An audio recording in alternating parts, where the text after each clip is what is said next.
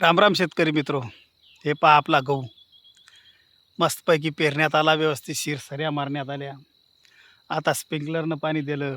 तिथे ती पाईप पडलेला आहे, त्या अस्वलानं चुरा चाळणी केली.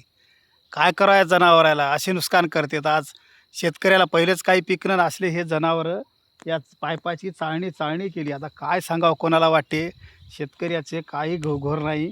असे पाईप कातरते तर काय सांगावं. आता मायच लई असा राग येते, जीव असा कदरून गेला.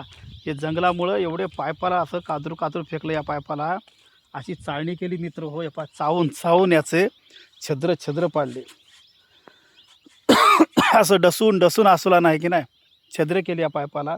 पूर्ण टोटल याची चाळणी केली. बिनकामी आता निकामा झाला आहे पाईप. आता निव्वळ जाळून नाही तर फेकून द्यायच्या कामी आला पाईप.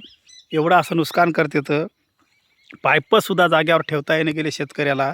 असे परेशान करायले जनावरं या जंगलातले जनावरं येतात. आता शेतकऱ्याचं उत्पन्नच कमी, आणि त्यातनी असं जर उत्पन्नातनी जर घट होत असेल, आपले जे पाईप गिप खराब करत असेल, तर शेतकऱ्यांना का रोजच पाईप उचलणार आहे का?